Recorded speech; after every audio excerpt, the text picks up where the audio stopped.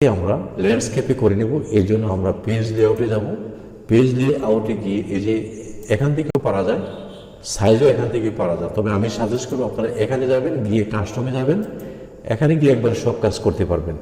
Landscape করে দেবেন, তারপরে এই যে টপে আপনারা 0.5 রাখবেন, হ্যাঁ, আর বাকিগুলো আপনারা 0.4 করে দেবেন। আমি এগুলিকে 0.4 করে দিলাম। করে দিয়ে আমরা এই পেপারে যাব।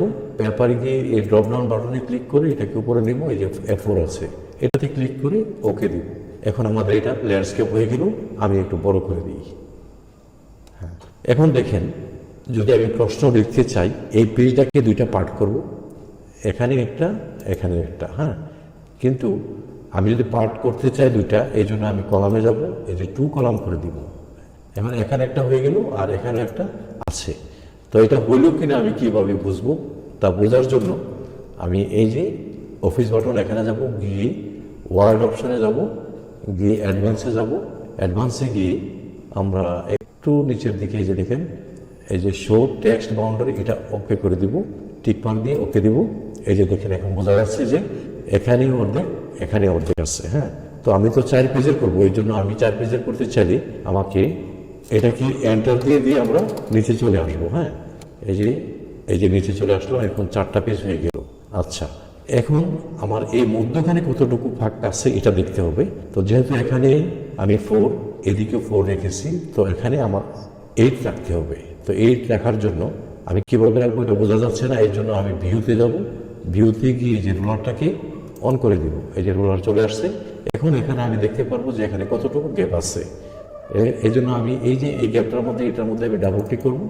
এই যে চলে আসছে, দেখেন এখানেও আমার 0.5 আছে। এই জন্য আমি এটাকে 8 করে দিব। 8 করে দিলাম, 0.8 করে ওকে দিলাম। এই যে গ্যাপটা কিন্তু এখন আমার বেড়ে গেছে, হ্যাঁ।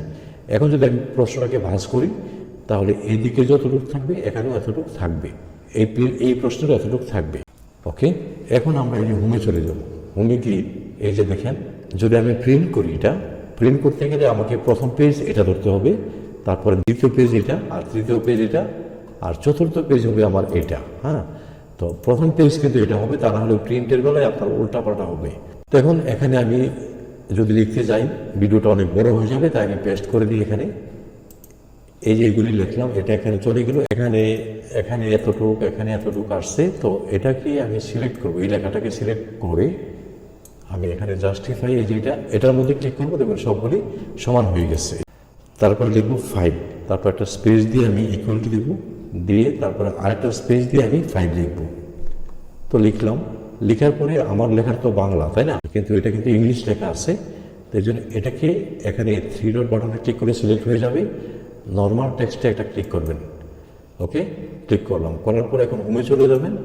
হোমে গিয়ে এখান থেকে আপনি এই যে সতুনি অ্যান্সারটা সিলেক্ট করে দেবেন। এই যে দেখেন 5 হয়ে গেছে, কিন্তু 5 যে হয়েছে এখানে গুণ চিহ্ন কিন্তু নেই।